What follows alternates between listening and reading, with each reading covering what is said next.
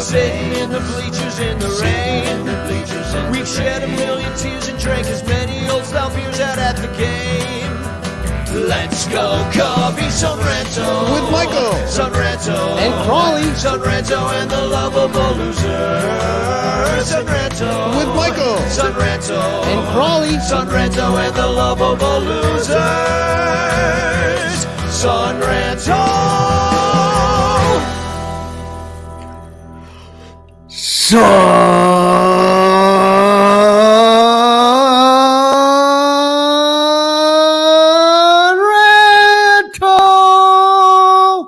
Hey, welcome to the Ranto Show. My name is Danny Rocket. I am one of your hosts. How long has Cotton been doing that for, man? Well, he's been doing it since Lyle disappeared that one time, and what am I listening to? Are you trying to hear yourself? Like, how are you trying to hear how it went? Your son? No, I was sending something out on socials, and all of a sudden it jumped up there. But yeah, no, it's just Cotton's been doing that for a while. But he prides himself on really getting it out there. You did a fine job though that time, Crawley. We got a lot to get through. Hi, I'm Danny Rocket. We got Crawley here. We're brought to you by Sports Drink and also our 105 Patreon supporters. Thank you so much for supporting us on Patreon. And tonight we're going to talk about the Cubs. The Cubs, all the new Cubs. We got lots of new Cubs to talk about. We've got a little bit of news as far as like the schedule goes and, what's going on with the TV and the radio for the spring training games. And special guests tonight. We got Nathan Hursh and Jake Slebodnick. I think I'm saying that right. From the Talk the Plank Pirates podcast. And they're going to preview the Pittsburgh Pirates with us. And that's a lot of P's. That's the PPP Pirates preview. That's the Fergie 69th best podcast. 69th best Pirates preview podcast. So, and of course, we'll be on the Colorcast app afterwards. It's only for iOS users still, but we're going to be on there afterwards, have a post-show discussion. There's another P on the Colorcast app. So download that, follow Ranto Show, and come talk to us afterwards. And tonight we are also doing hashtag Chance for a Chance, where you can take a chance to win a Frank Chance postcard. Hashtag Chance in the chat gets you the opportunity to win a postcard sent to you by me. So hashtag capital CHANCE in the chat, and you could win the Chance postcard. So the Cubs are coming together. We got some new Cubs to talk about. Oh, I think we got him. Oh, I think we got him. That's going to be a Bleacher Bum Band song, no doubt about it. Seiya Suzuki, 27 years old, posted from Japan, from the Hiroshima Carp. 85 million is the deal over 5 years, 17 million AAV, no trade clause. We have him through 2026. And I don't know. What do you think? Were you surprised? Largest contract ever for a Japanese player? It was our friend, the Catman, who reported that Tom Ricketts was personally involved in the recruiting bid. So you take a look. This is a guy that they really had their sights on, and there clearly was a need for outfielders. When you looked at the outfield depth chart, it didn't make the stomach feel good. So, it was clearly a need. I'm happy that, they're still going. They're moving and shaking. A lot of stuff's going on, and it remains fluid. It was a little bit slow coming out of the gates. We were all excited to see the big free agent frenzy, and it took a little while, but pieces are starting to move. Yeah, and they still, hopefully they're, we'll talk about it in a second, but hopefully they're still in on some starting pitchers, although it's kind of slim pickings at this point. You look at the outfields, you pick up Clint Frazier, and you're hoping that he can maybe do something. If you remember, the problem with him is he couldn't see, and he was having problems with his vision, but he's a good bat, and hopefully he can still play a little outfield.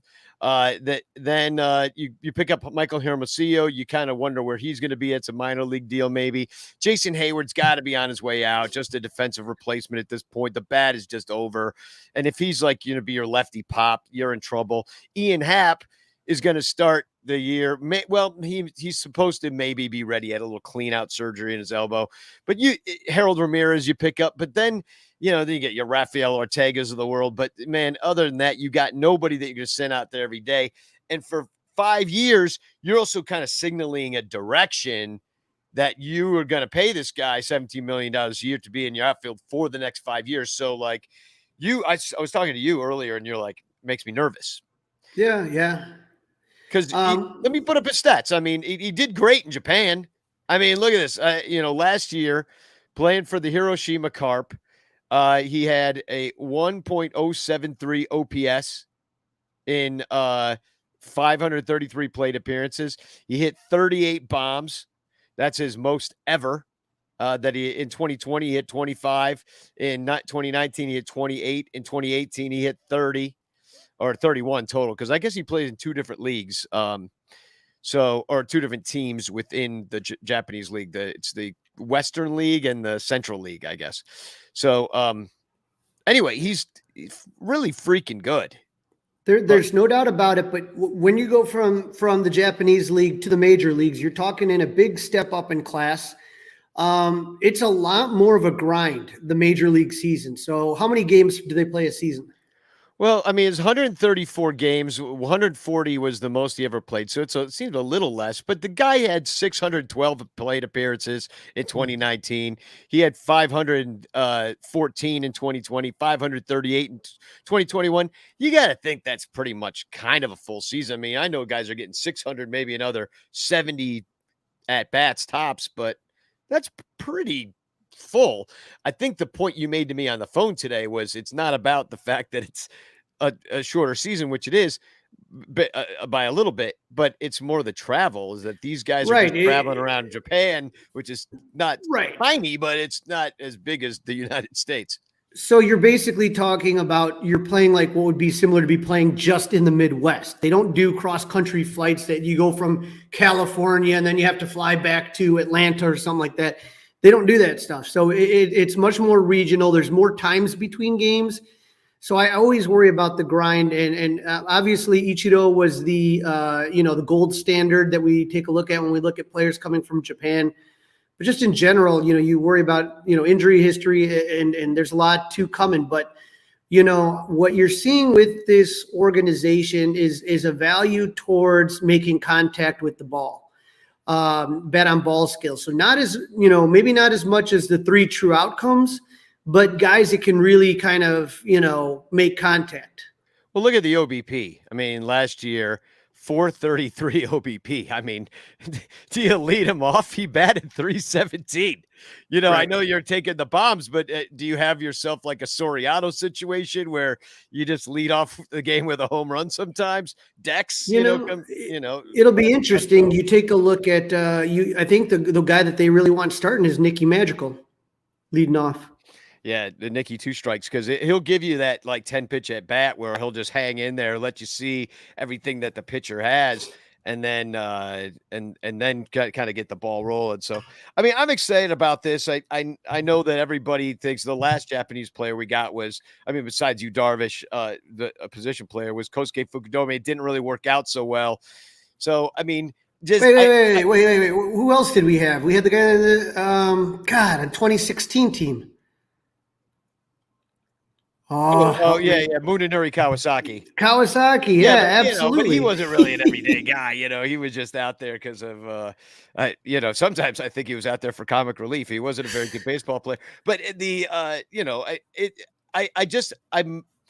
I'm upset already at Cub fans because that the comparisons are coming. Like, oh man, it's just gonna be another Fukudome. I hope these are completely different baseball players, completely different skill sets. I mean, he's still a corner outfield like Fukudome was, but this guy's got a lot more power. Seems like he's just a better hitter overall, and he's not doing that helicopter swing thing. He's a righty, not a lefty. Like, there's a lot of differences about it, but I'm excited. I think it's great for not only the city of Chicago, but also baseball to be, you call it a World Series. Yeah, let's have some players from the world in it. So I'm always excited. You have a lot of, guys from the Latin countries, but when a dude comes up from Japan or Korea or something, yeah, I just love it. So hopefully he can adjust well, and hopefully Chicago just makes a big welcome. I saw Infield Fly Girl tweeting out that he's got one of those songs that the whole crowd sings. So we're gonna have to learn that for him, no doubt. Didn't sound easy either. But he is in right field, just so you know. Yeah. Hopefully it won't be Jason Hayward. So let's talk about a couple of these other signings. There was a shortstop signed. Everyone was super excited Yeah. until they found out who the shortstop was. Yeah, Andrelton Simmons, which I mean, glove first guy, had the worst year of his year last year with Minnesota, where he batted only 223. But he's got a lifetime 265 batting average, but really just not much pop at all. Like, he hasn't had pop since he was 23 years old when he hit 17 home runs with Atlanta. And I mean, he's got some speed. He's a plus defender. He's won a few gold gloves, but the bat is just disappearing. He's old. I mean, 32 this year. Well, the thing that we talked about is you don't really have a true legitimate shortstop. You have a couple second basemen up the middle. Horner, yeah. And then Madrigal's the knock on him is that he's not even good at second. Right. So, I mean, we're taking a look at a situation here where we just came away from having Javi Baez dazzle us with his defense and his arm, and didn't seem like there was any play he couldn't make. And trust me, the downgrade is absolutely ridiculous when you talk about from Javi to whoever they were going to put in at short. So you had to have somebody that can play. And when you talk about again, we talked about this, I think, last year when we talked about the type of pitching where you don't, luckily Stroman can throw it up there. He's got heat. But in general, these are guys that put it on the ground. Yeah. They want the ball to be hit on the ground. If they're doing well, if Hendricks or Stroman or Wade Miley are doing well, they're getting weak contact, they're getting ground balls, and that's what's happening. And if you can't waste outs on these infielders that can't make the plays that need to be made. Yeah, well, and I'm just going to speak, and I forgot to mention at the top of the show that Michael Cotton is not here. He's on assignment in Hawaii. Very important Son Ranto secret business. Assignment. Very secret assignment. But I'm going to say what he is yelling at his if he listens to the show, what he's yelling at his at his screen about right now is that this is your ninth spot now. This, instead of a pitcher hitting, you will have a glove first middle infielder with a weak bat who really is going to get on maybe one more time a week than the pitcher. It's kind of what it's going to, he's going to hit me. He's going to hit 3 home runs. You know what I mean? Like, it's going to be better than a pitcher. I'm not going to say that, but I think you end up, and this is in the chat too. Robert Sanchez says Madrigal may very well end up the DH and the leadoff hitter, because you get a guy, that'll be a guy that gets on base. You got your poppers in the field, and then you have your weak hitting shortstop batting ninth in this lineup. So, or unless you bat him eighth or something, try to do something fancy, have the 2 leadoff hitter kind of thing going on. But I mean, you needed to do something. You're absolutely right, but it's not Carlos Correa. And so, and rumor is Cubs are still in on Correa, but I don't. Yeah, I believe it when I see it. The other thing about Andrelton Simmons, I saw that he had a little ankle problem, so he's just something to watch out for. We got Jesse Chavez back. He's on a minor league deal. Look at that long career I'm putting up. He's going to be 38 this year. Lifetime ERA of 4.44. When was he with the Cubs? In 2018? 2018, he was with the Cubs, and he was great for us. Had a 1.15 ERA, pitched 39 innings. He was super durable. He had 42 strikeouts, and just really just the best little stretch of his career with any team. We had gotten him from Texas, ended up with a 3.63 ERA plus with the Cubs.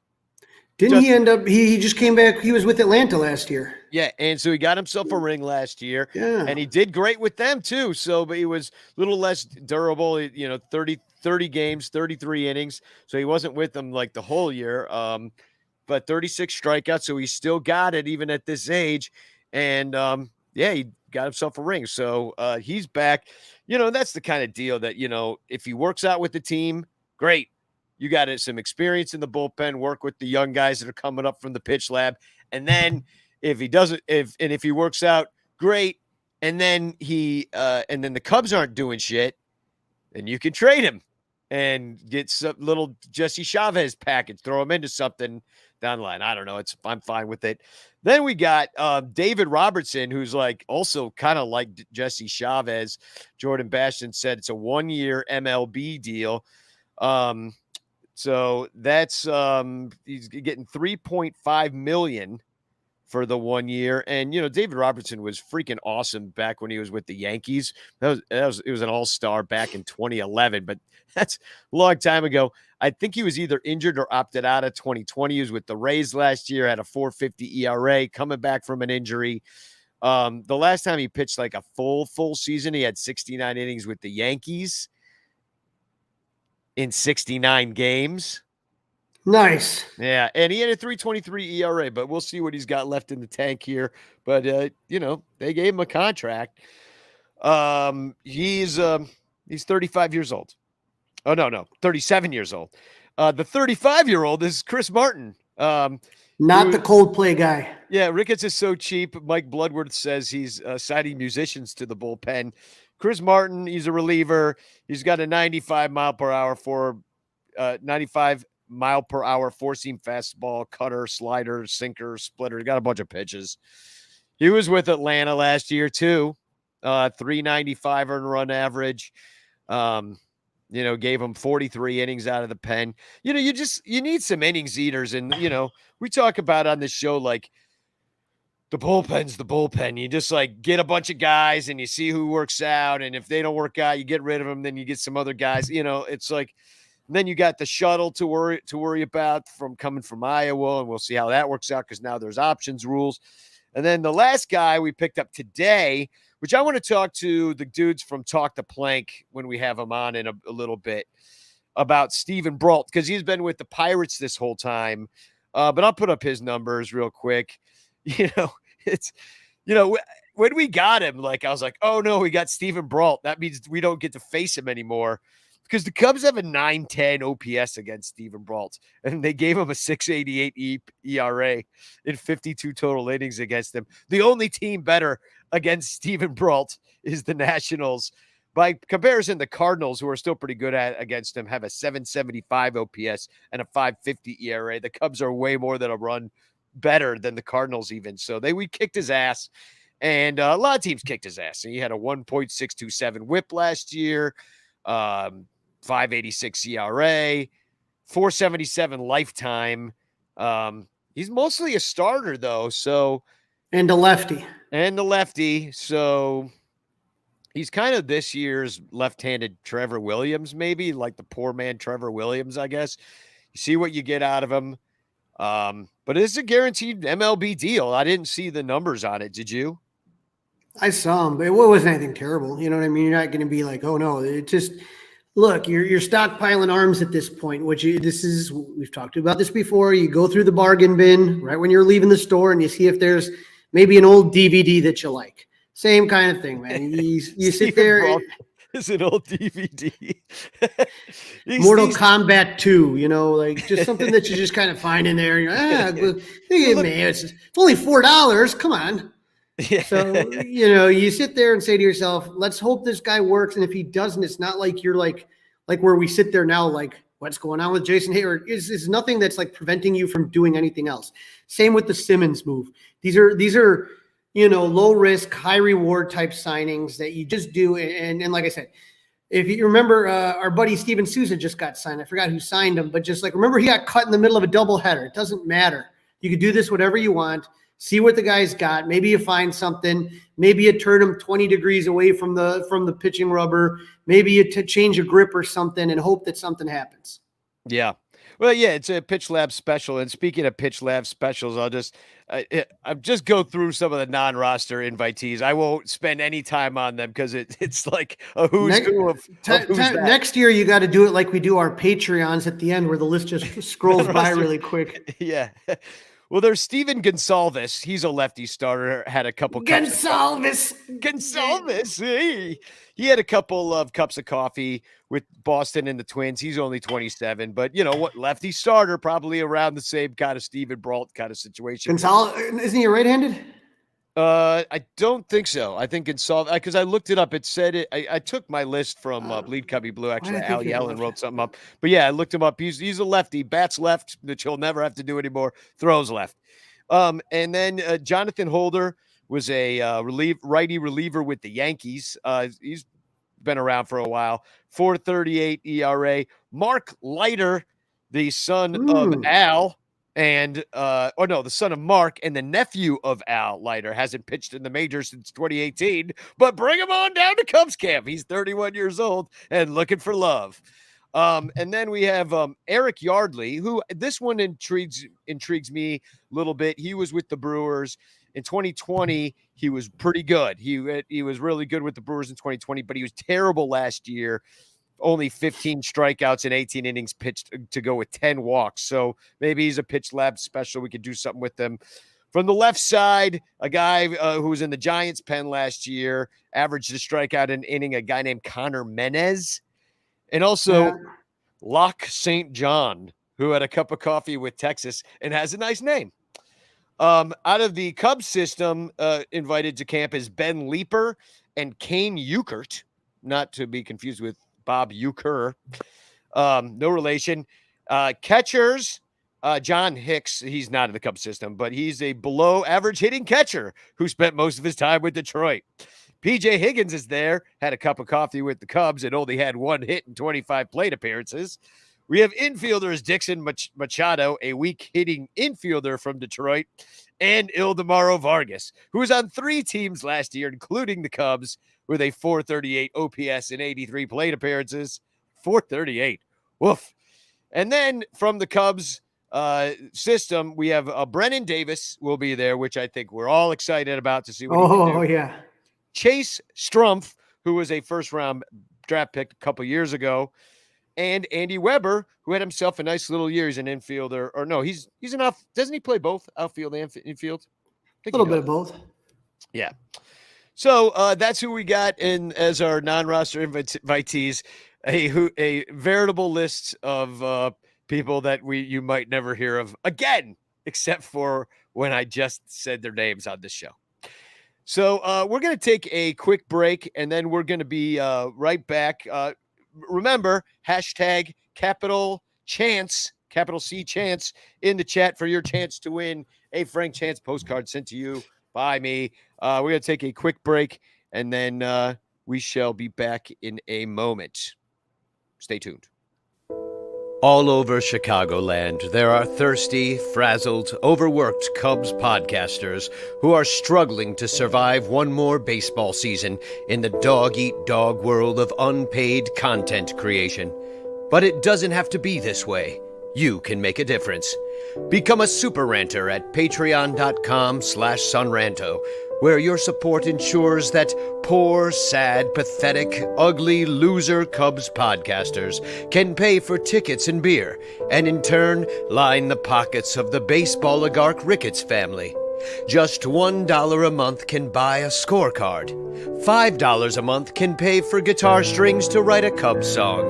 And $10 a month almost buys one beer at Wrigley Field. Cubs content creators are the lowest pieces of pond scum garbage that slither over the face of this planet. But super ranters help them get drunk and screw off at baseball games. What do you get out of it? The Sun Ranto Show delivered to your podcatcher without stupid advertisements like the one you're seeing and hearing right now. Plus, at other Super Ranter levels, you can get Cubs music, access to private Sun Ranto pages, the Ranter calendar, and special thanks and Ranter recognition in our live broadcasts. Plus, eligibility for monthly prizes. What does Sun Ranto get out of it? Your money. For tickets and beer. Go to patreon.com/sunranto. That's patreon.com/sunranto. And become a super ranter today.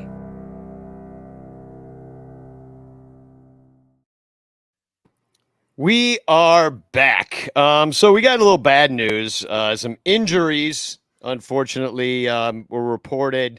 Uh, two injuries just the other day from Jed Hoyer. Jordan Bastion tweeted out Ian Happ had right elbow cleanup procedure, which actually I think I kind of need right now. And he hopes to be ready by opening day. And that's, I guess, good news that it's not so bad. And then Adbert Alzolai has right shoulder tightness, and he's expected to open the year on the injured list. And I don't know. I guess they needed to make room on the 40 man. So I think he's officially on the IL right now. Strained lat. So what that means is Alec Mills is going to be in the rotation, which we've seen him be in the rotation before. He pitched a no-hitter in the rotation. Pretty damn good. But Hap with the shoulder surgery, I mean, or elbow procedure, it's kind of rough right now.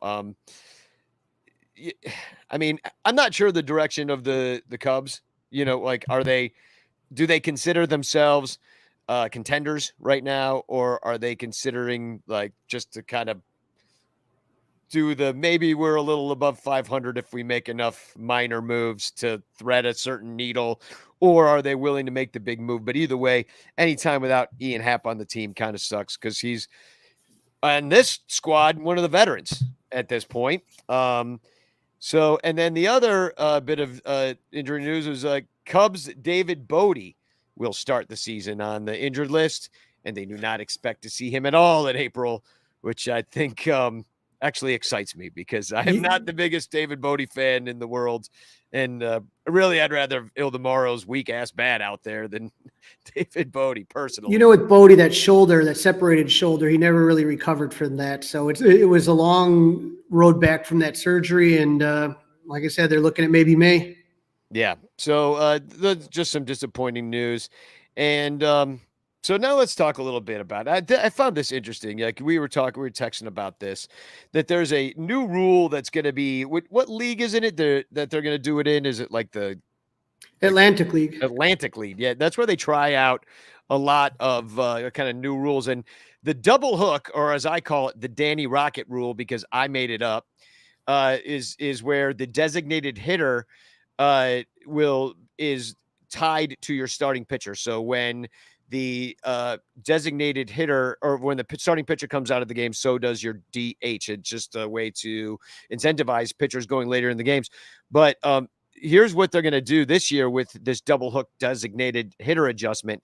The double hook designated hitter will be modified in 2021. In 2021, teams lost their designated hitter when they removed the starting pitcher from the game. However, in 2022, if the starter is able to complete at least 5 innings, the designated hitter will be allowed to remain in the lineup for the entirety of the game.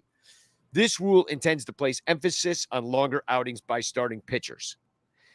What do you think of that rule?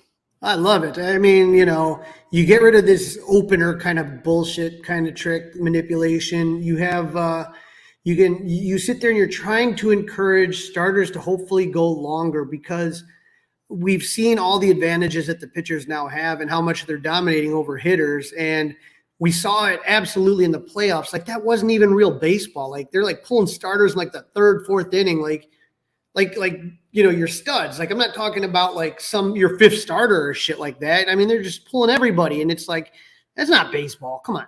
Yeah. So I think I like that there is a incentive to keep the starter going. You don't have good starters, they can't go deep, then you shouldn't be in the fucking World Series. Yeah. And then the other rule is the dropped pitch rule, which is this is wild. All right. As in the second half of 2019, batters will be able to advance to first base on any pitch that is not caught in the air by the catcher, even with first base occupied by a runner. Those who get to first base safely will be awarded a hit. This rule will increase the importance of taking care of the baseball, by the catcher pitching with command, receiving and blocking pitches, and reward athletic players who are able to capitalize on wild pitches and pass balls. That's a lot of action though in a game. Like if you get a guy like Billy Hamilton with like super speed and like you can do like double steals and all sorts of weird stuff. I just think whoever came up with that got really high. That's what I think. Somebody just sat there and had a giant blunt, was smoking, and what if we did this, man? And then, let's put a press release out, and then that's like the most ridiculous thing I've ever heard of. I love it. It's like that rule when like you could either run to first or third. Like I guess like back in the 1800s, you used to be able to do something like that. So and also like and Michael's not here to give it to you, so I'm gonna give it to you, but we're gonna do a little bit of Where are they now? How I miss those companions who walk the canyons of the night by my side. Where are they now?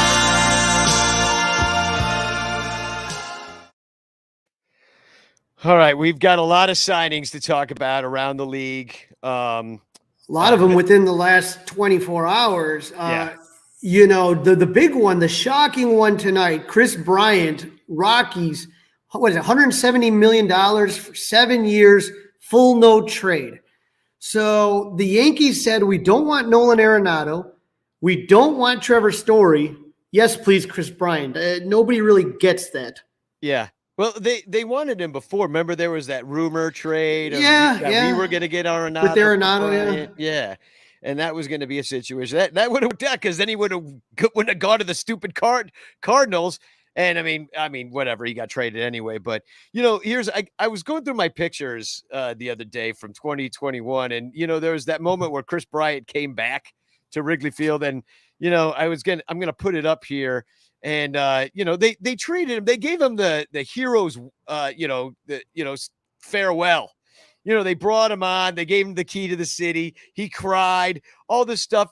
And I'm like, the dude's not retiring. He didn't die. He doesn't, he's not like giving his Lou Gehrig, I'm the luckiest man speech. And yet, like, they're just like, oh, he's gone from the team. We have no intention of signing this guy ever, because you don't give him a send-off like that and then renegotiate. Like it was just that ship had sailed.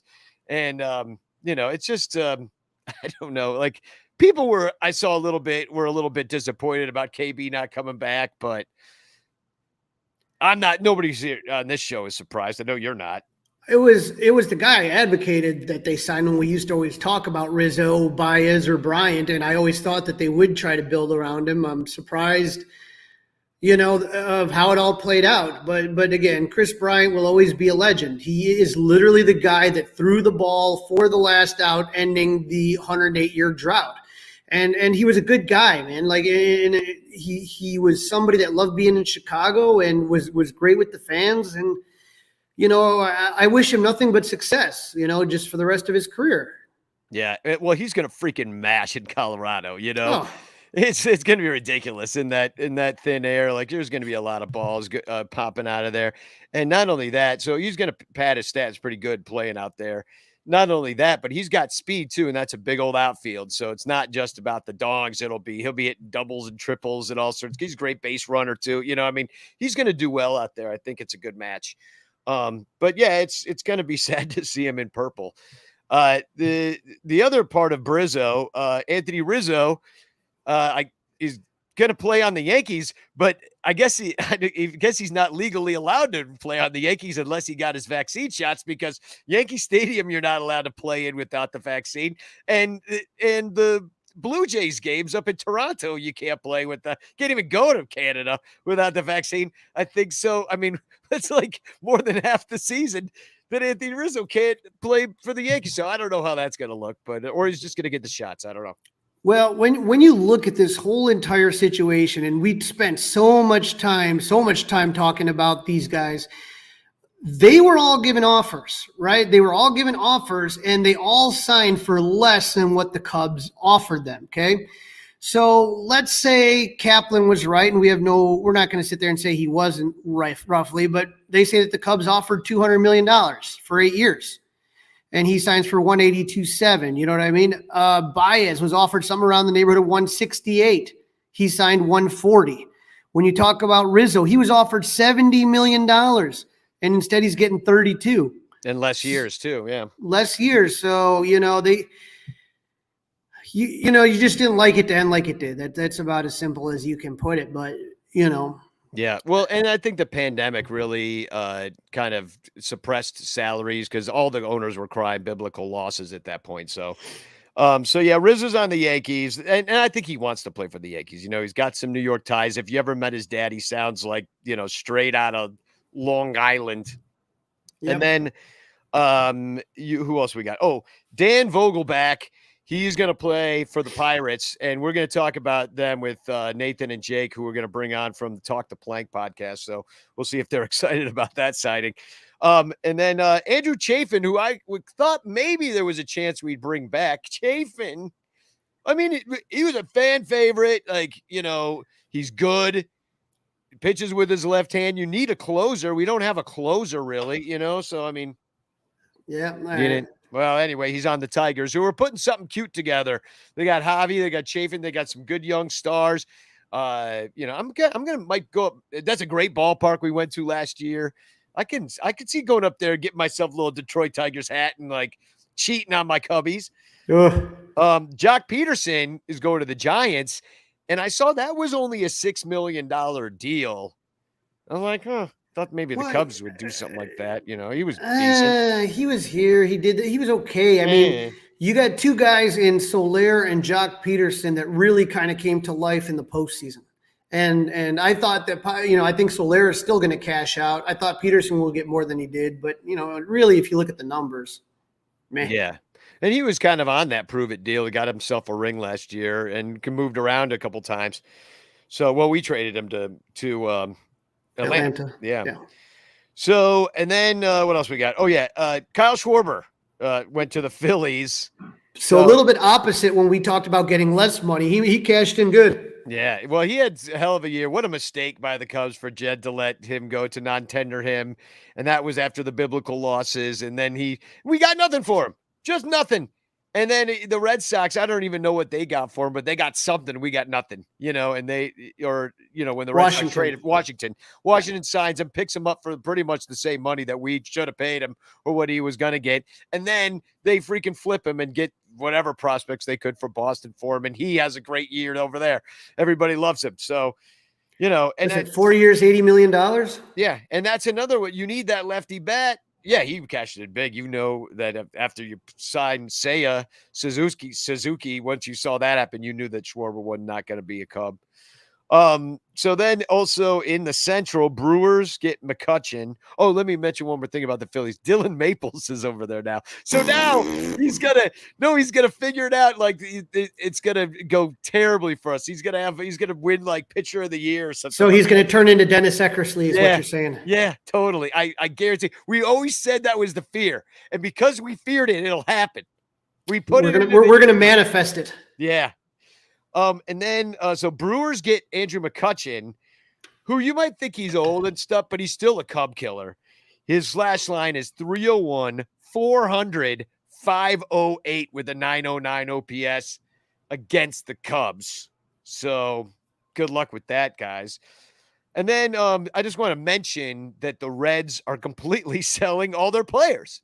Started when the Cubs. I heard a couple of their mascots too. Good. They have 17 of them. They don't need any more.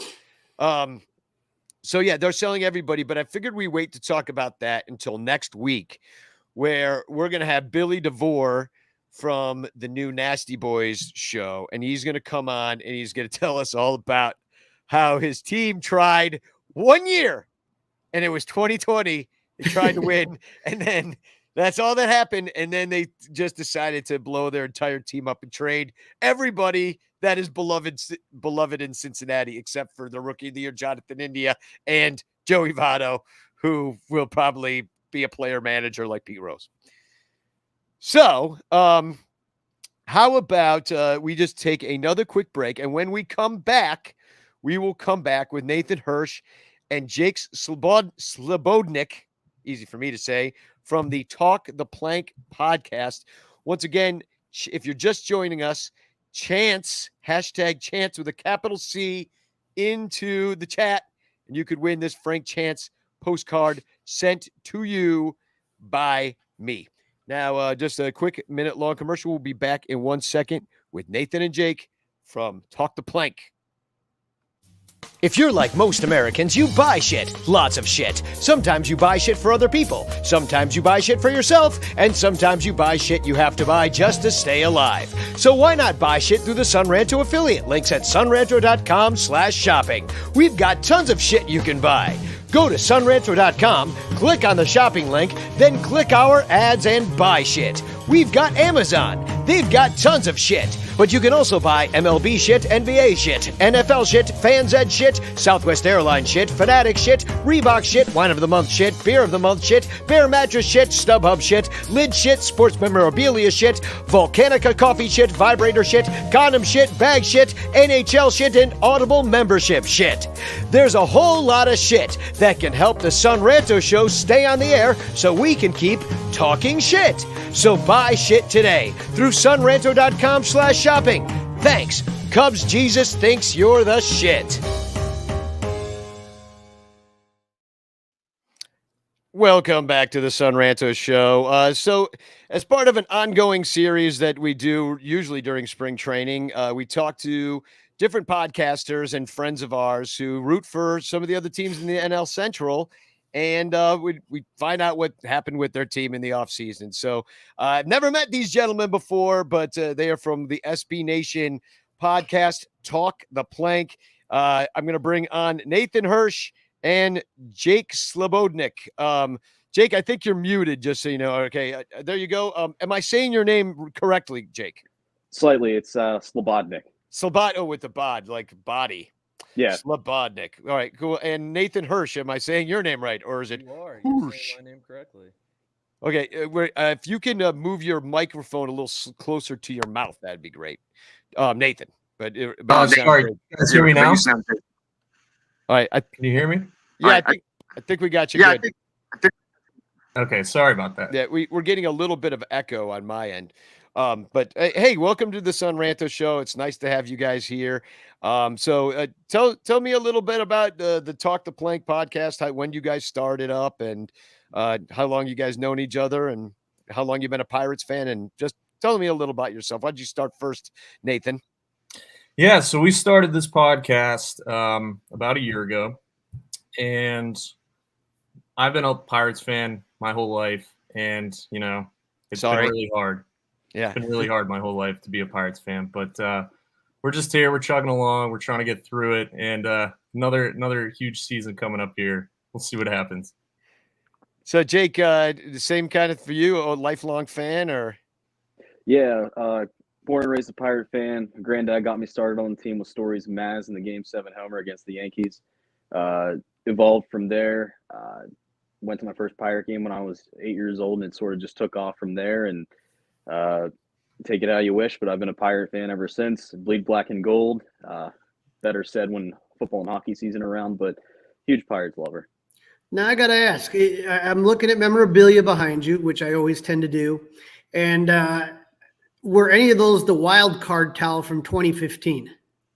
No, these are actually all terrible towels for the Steelers, actually. All right. I have one of those wild card towels from 2015. The Pirate fans kind of left them at the ballpark. It wasn't really memorabilia they wanted to bring home with, unless they were crying with it, blowing their nose. But yeah, I apologize about that year because, it's like Cubs kind of came out of nowhere.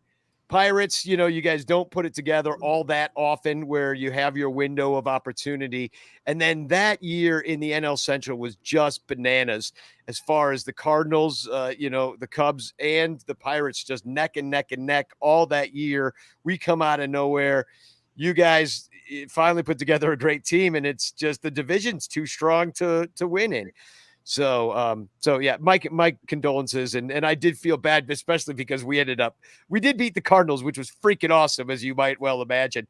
But but we got our asses kicked by the Mets. You guys might have done better against them than we did. We ran out of steam that year. So last year against the Pirates and the Cubs, Cubs went 14-5 versus the Pirates, which they didn't do that against a lot of teams. So it was another rough year for Pittsburgh. You picked up a couple guys. I mean, you picked up our old farmhand Dan Vogelback. So I don't know how you feel about that. Anybody want to comment on Dan Vogelback? Jake, you tackle that first. Okay, so Dan Vogelbach, I thought was a very intriguing signing, just because it came out of nowhere, really. It adds a lot. It adds much needed element of power to the Pirates lineup, something that's sort of been absent for years, probably since 2015, when the Pirates really had their last power surge.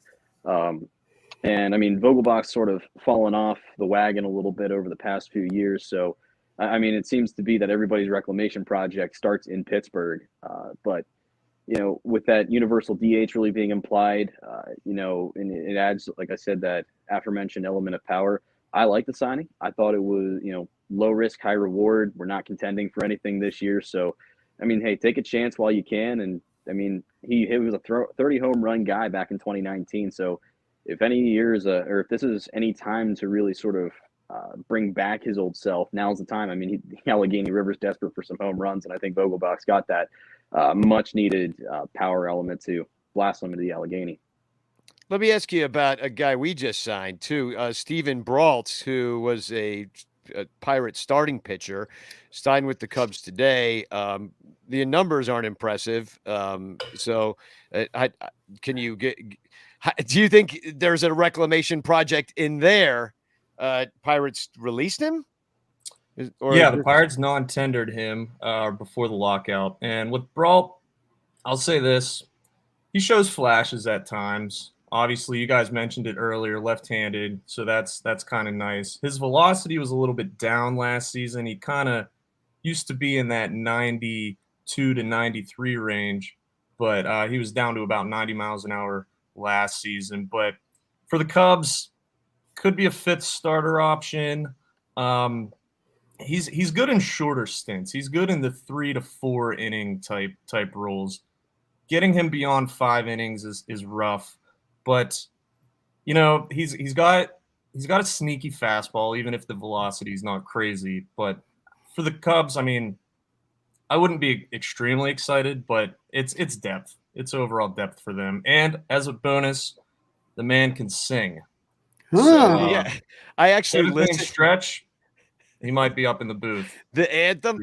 Well, I hopefully Go Cubs Go. He can sing some harmonies. But I actually listened to his. I didn't listen to the whole album. I really, to be honest, couldn't really get through it. And I'm a musical theater guy. Like I like a lot of those songs. He does "Never Walk Alone," like from the old show Carousel and stuff. But did he do? He did the national anthem. He did.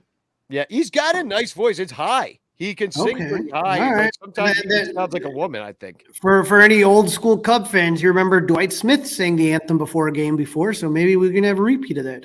Yeah, we've had a couple of Cubs wives sing the anthem, but I think I'd rather see this. I've got bad flashbacks of that, of Ben Zobrist's wife singing it, and I'll tell you that much. So let me ask you about they signed Heath Hembree for your bullpen. Was that kind of a surprise? You're like, oh, you guys actually want to have guys we've heard of, or? I think it comes as any surprise when the Pirates do sign people. But Heath Hembree, it did catch me by surprise.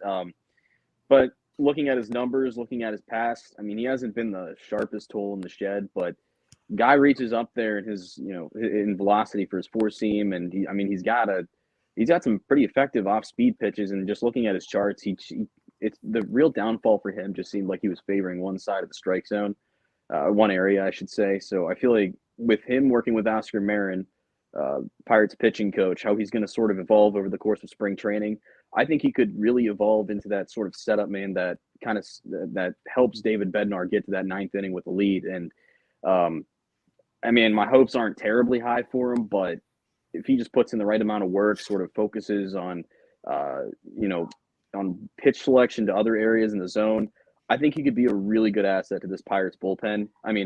Ask Nate, anybody that is on the free agent wire is much better other than David Bednar to the Pirates bullpen. And how about your starting rotation? Does it even exist? Yeah, well, I look at it and I'm kind of like, who's they got Jose Quintana, they got Q, they got the Buick. Yeah, the Buick's in town. Yeah, we got Quintana. with the starting rotation, I mean, we have about 8 or so quad A-ish guys all fighting for spots. Mitch Keller, obviously, we've had high hopes for him in the past. Jake, not a huge Keller fan. He touched 100 in the Jake's offseason. shaking his head for the pod listeners. Yeah, but honestly, this season for the Pirates, it's another tankathon type season.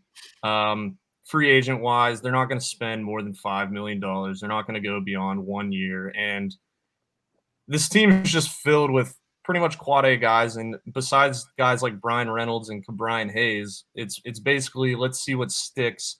And then next year, when a few more prospects come up, we should see O'Neal Cruz at some point this season, which he will be extremely exciting. Our 6'7" shortstop.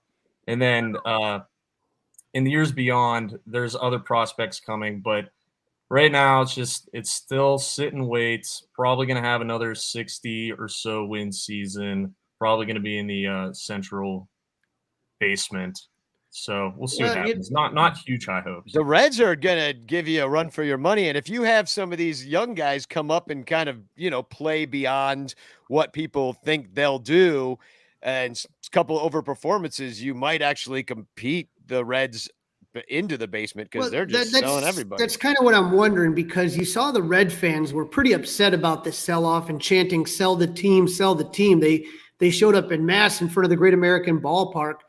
I mean, for you guys, it's got to be frustrating. I know people hate the Cubs owners, and I think that's just part of being a baseball fan for the most part, is hating your owner. You know what I mean? But the Cubs have been in the top 10 in payroll and in the top 5 for a little while now. As Pirate fans, you got to kind of be irritated that they seem to just pocket the money that, the revenue sharing money, and not putting it into the team. I mean, at this point, I think we're just kind of numb to it. Yep. We've been dealing with it for so long. Just like an Russell abusive Martin was relationship. like a Christmas present for us back in 2012 or 2013, that year that he was on the team. That was like a joyous day, but I think we're just so numb to. I mean, the Reds have been building all this time, and they had exciting talent. They had exciting seasons, exciting moments even. And they sort of had a little bit of promise dating back God knows how long, whereas we've just been like, we're used to losing. We had 3 good years, 2018 if you count that. So, I mean, it's just like, yeah, the narrative's kind of there. Bob Nutting doesn't spend money, never gonna spend money. So it's just like enjoy the Zambelli fireworks while you can. Talent's just not going to be bought by this team. It's got to be homegrown. So I can't speak for everybody, including Nathan, but at least from my point of view, it just seems like we're numb to it, and we're just kind of used to this now. So it's nothing new. Yeah, most definitely we're numb to it. It's at this point, best case scenario, we're the Rays of the National League, which we're not even in their stratosphere. So, I mean, there's hope right now because the farm system has been rebuilt up and there is talent on the way. So there's a little bit of hope at the moment, but adding outside talent, it doesn't happen. I mean, you look at it, the biggest contract in Pirates history is still Jason Kendall back in like 2000, 6 years, $60 million. Our biggest free agent signing in history, Francisco Liriano, 3 years, $39 million. So ooh, yeah, there's just no hope at this point that they're ever going to sign the big contract. But, I mean, you do see some other teams. I saw the Rays are in on Freddie Freeman, and, the Rockies, they just took your guy Bryant today. Apparently, the Orioles offered Carlos Correa 10 years, $300 million. So it's not impossible, but we just choose not to. I'll believe it when I see it, though. That's the thing. I will say, though, I was at opening day last year, and the Cubs faced the Pirates, and that was the first time I really got to see Brian Hayes. How would you evaluate his 2021 season? And is he going to be the cornerstone for those other young guys that are coming up that you guys are waiting on? Yeah, I would say so. Hayes and Reynolds right now, they're part of the core that's up at the moment. And with Hayes, he came up in 2020 and he absolutely raked. I mean, he hit like 376, slugged over 600. It was only about 100 or so plate appearances, so super small sample size. But last season, Still awesome with the glove. I do believe defensively he is the best third baseman in baseball. Even more than guys like Arenado and Chapman. I'm definitely a homer, but I think Hayes is just that good defensively. And with the bat, he kind of had some wrist issues last season, injury-wise, so he never really quite got it going. But even if he is a slightly above average hitter, the defense is so great that he could be an all-star for years to come. So Hayes is definitely a top-tier core piece of this franchise. And you mentioned Brian Reynolds too. It led the majors in triples. I thought that was interesting when I looked up his with 8. Which, if you think about it, like triples are pretty hard they're harder to get than home runs for sure.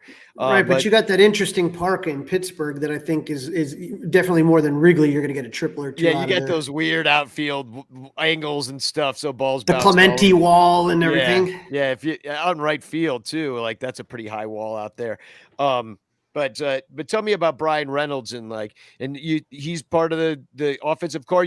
Are you afraid that they're going to trade him and get even younger? Because there was some rumors last trade season about Reynolds, because who wouldn't want a guy who was hitting like that last year? Jake, you want to comment on Reynolds? He's not getting traded. Okay. There's no way. The teardown's got to start or stop somewhere, and the rebuild's got to start. And Nathan already mentioned it. He is the cornerstone essentially of this rebuild. And if anything, I see more of a potential of them extending him. That's going to jinx me so bad, but I think they're going to extend him more than they would trade him. His talent is just too valuable. And I mean, we risked a lot for him.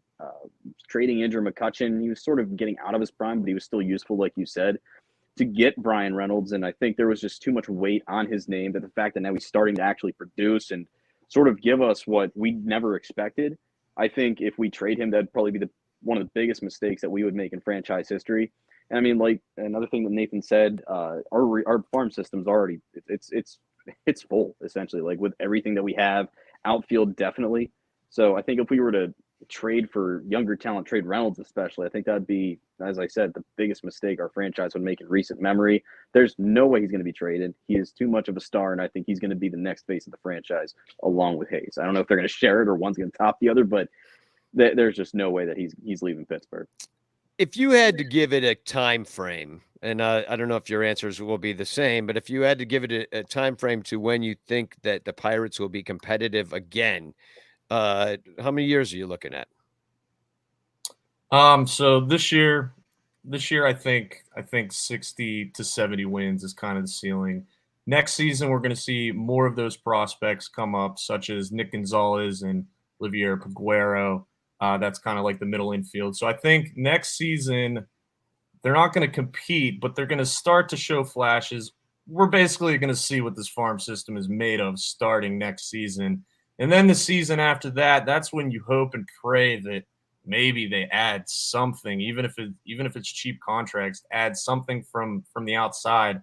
24, I feel like, is the most realistic beginning point of when they could possibly get over 500 again. And I mean, you never know how this happens. I mean, like with your Cubs, obviously in 2015, dagger to my heart, that team was a little bit above or ahead of schedule. So for the Pirates, you kind of hope that can happen and that they all can mesh together and come up together. That is one thing that GM Ben Sherrington has kind of stressed, is he wants these teams, these prospects, to come up in waves and kind of, fit the window together. So we'll see what happens.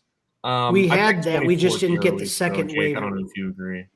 Yeah, that's exactly what the Cubs kind of did. We had all the wave all come up together, and then they didn't. And in fact, it's kind of interesting because in hindsight now with the Cubs, the 2015-16 season, when you look at it, like that was the mountaintop, and you thought you were going to get a couple more bites at the apple. It didn't really work out that way. But we even said at the time, we've been doing this podcast a long time, and we even said at the time that it felt like that they were so young, they didn't know they weren't supposed to do it yet. And it's just like, they just had the confidence of youth to go out there and do it. See, once they did it, then all the pressure in the world's on you and everybody's looking at you and you're on Saturday Night Live and you're on the Tonight Show and all that stuff. And you get distracted. Saturday Night Live. Yeah. You're singing with Pearl Jam. You're like doing all these other things that are extracurricular. You got endorsement deals and, everything that comes with being in a big market and being famous and winning the World Series. And it never happened again. So I actually hope that for you, but unfortunately for us, we're kind of looking at a similar time frame for our next core that we traded all our last core for last season. So maybe we'll have a repeat of 2015 and a couple of 100-win teams in the Central. In a one-game wild card. Well, actually, that's a thing of the past, so you'll never have to deal with that again, a wild card game against the Cubs. So I really appreciate you guys coming on. Hopefully, we could do it again in the season when we're facing each other head-to-head, do a little cross-pollination. In the meantime, where can everybody find you? Jake, you on Twitter? I didn't find your Twitter. I only found Nathan's. Yeah, my Twitter, it's at _Radio Jake. I forgot to put that in my name here on the video, but That's yes, fine, _Radio Jake. And Nathan? Yeah, find me on Twitter at Nathan_Hursh, and that's HURSH Hursh. Yeah, so go for that. Go to them for all your Pirates needs, and you guys got a podcast called Talk the Plank. Very clever name. I enjoy that. Who thought of that? Which one of you? It was actually our producer, Jeremy. He thought of that. And yeah, we're part of Buck's Dugout, so that's on Twitter as well. Yeah, and that's the SB Nation site for Correct. the Pittsburgh Pirates, which also I'm a part of the SB Nation family with my other podcast, Cup of Cubby Blue, which I do with Sarah Sanchez. So we're sisters or brothers, or I guess, however you want to do it. So thanks for coming on, guys. We'll talk to you next sometime this year when we face each other, which will begin in April, the second series of the year in Pittsburgh, 4/12 and 4/13. And then we got series all throughout the year in Chicago and Pittsburgh. I hope to get out there maybe in September. We play at the end of the year, end of September, so tickets will be cheap probably at that point. And I hope to get out there. I love your ballpark. Amazing that it's downtown. I love the neighborhood. I love Pittsburgh. I love seeing people dressed up like Pirates go to baseball games. It's freaking awesome. And I just wish you guys luck with your constant building of your baseball team. You know what, though? I appreciate fans like you that are going to stick with it, and I hope that you guys get to reap the rewards when the good times do come, because trust me, the bandwagon fans jump on and everyone's like, oh, it's fine. But I always think about guys like you that are sticking through this when it's not that easy, because it's really easy when they're good. It's tough when it's bad, and you're there kind of still just rooting and cheering your team on. Yeah. Well, thanks for coming on, guys. I appreciate it. And we'll talk to you next time. Thanks for having us. Thanks, guys. Take care. So we got a couple of announcements. Man, that's got to be rough. I don't know if I could. I mean, I started this Cubs podcast in 2013, which were some pretty bleak years for the Chicago Cubs. But I mean, man, those Pittsburgh fans, there's really not much light at the end of the tunnel for those guys. Again, you have to, everybody wants to say like, this is the way, but the way that you do it, you have to have young talent. You have to have those waves, and then you have to be willing to spend when the time comes to fill in the areas of greatest need. And so if you don't do that, it's not going to happen. Yeah. And that's what they're worried isn't going to happen, is that when the time comes that they won't spend, or it'll just be some 1-year deal and hope that a journeyman works out for his 1-year prove-it deal. I got a couple of announcements. Bleacher Bum Band will be playing opening day on April 7th, Thursday, April 7th, right after the ball game at Output, which is the Club 400 party over there. It's at 3710 North Clark. Will be on right after the game, and it is absolutely free. There is a Facebook invite. I am posting it in the chat right now. Join on for all the information. Output has amazing chicken wings. So the wings are the best in Chicago, bar none. And so come on out. Bleacher Bum Band opening day. That'll be a lot of fun. Free. Trip to South Bend is happening. It's only 2 days later. And I don't know, people should just get tickets to that game, right? On April Oh, 9th. they are selling. We just put them up and they're selling out like crazy. If you want to go and check out the South Bend Cubs, I am throwing out the first pitch on Saturday. Stuart McVicker's throwing out the first pitch on Sunday. We're going to go to a bunch of different crazy places down there. Danny and the Bleacher Bum Band playing. It's going to be mayhem is the best way to put it. Yeah, and everybody's going to the game. There's a block of rooms, I think, but that might be sold out too. Just not sure about how it's all going to work out. But if you just want to get tickets to that game and hang out with us, like for all the extracurriculars, just get tickets to the game. There may be a couple berm seats open, but we don't know. It's kind of a private event. If there's extra tickets, this is a Club 400 event. But if there are extra tickets, I will be putting them on the Ranter Patreon page first. So if you're not a Patreon patron, you should be, because that's how you get invites to cool shit. What else? Oh, I am working on the Ranter calendar. I wasn't going to do it. I was like, it's too late. I'm not into it. But then I thought to myself, you know what? This is a tradition that I would like to keep alive, even though it's going to be like a month short. I'm going to try to get it to everybody by opening day. That is the plan. I'm going to work on it. Worked on it all day yesterday. I'm going to work on it all day tomorrow. Hopefully I get somewhere with it. I will have it for sale for 1 week. Okay. And then I'm going to order it. So that would be, I guess, the 23rd that I will order it at, I'll do one more show and then I'm going to order it. And then here's the link where you can buy it. sunranto.com/calendar. And the way you, what you do is you email me, sunranto@gmail.com, your picture and your birthday. And you get your picture and your birthday in the Sun Ranto Ranters calendar. Sometimes we have multiple people, but I'll work that out, put you out a date before or after. Either way, it's fun calendar. It's got all my pictures from last year, and it's a lot of fun. And you should buy one.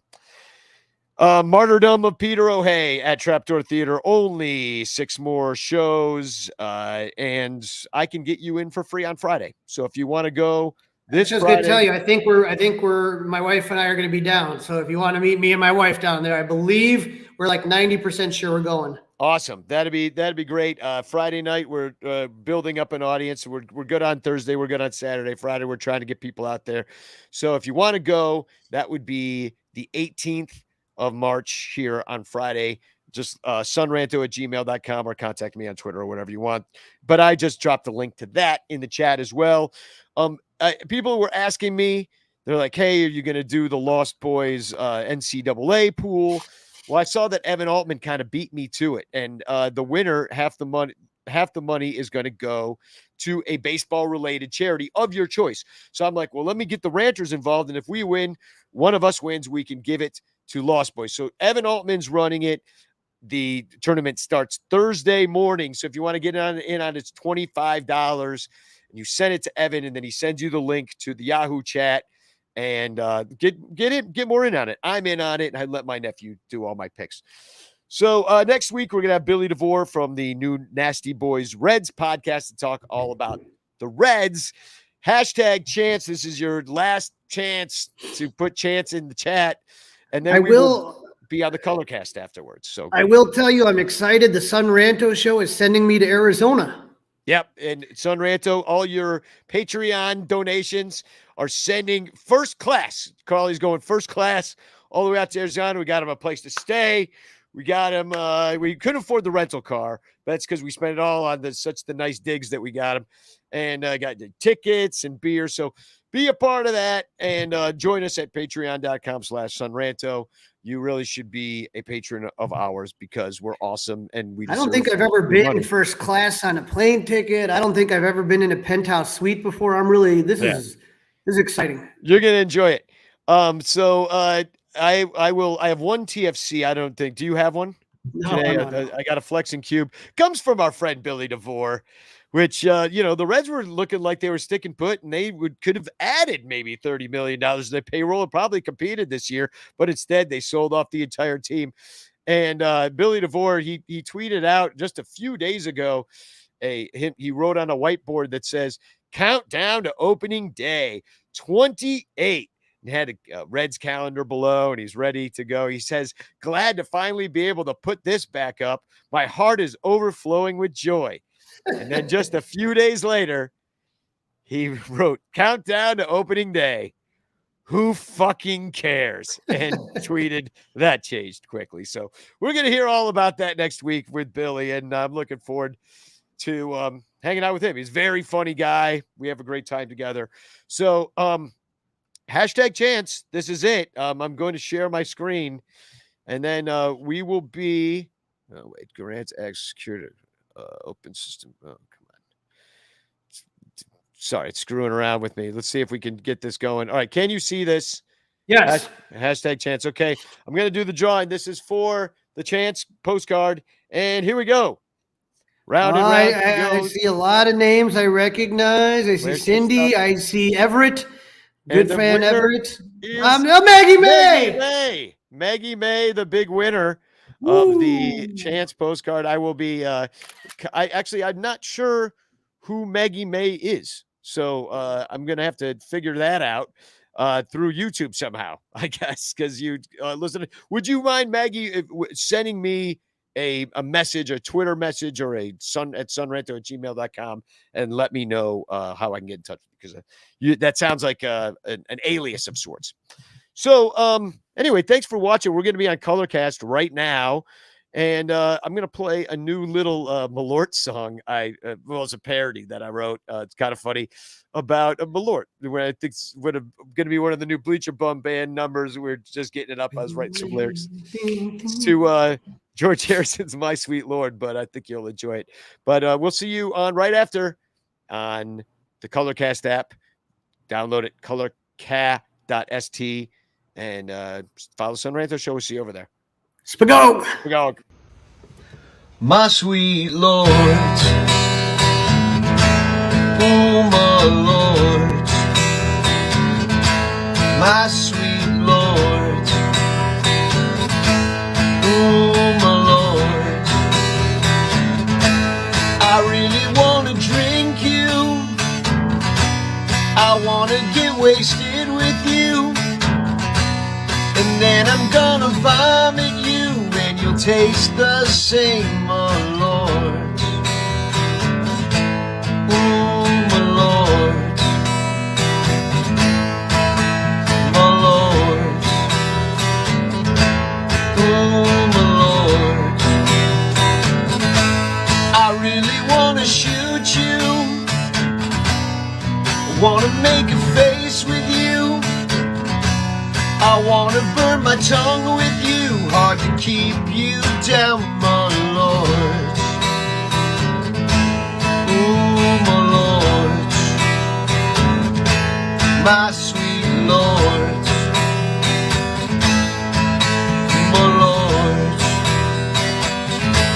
I really want to gulp you. I want to make a toast with you. I want to drink old style with you at the Nice Lounge, my Lord. Oh, my Lord. My Lord. My sweet Lord. I really want to slam you. I want to feel nauseous with you. I wanna lose my pants with you, just like Clark the Cub, my Lord. Oh, my Lord. Tastes like Band-Aids, tastes like earwax, tastes like regret, my Lord. Tastes like nickels, my Lord. Tastes like grapefruit. Tastes like moose piss, oh Lord. Tastes like asphalt. Tastes like marker, oh Lord. Tastes like perfume, oh Lord. Tastes like hand sanitizer, oh Lord. Tastes like gasoline, oh Lord. Tastes like stomach bile, oh Lord. My sweet Lord.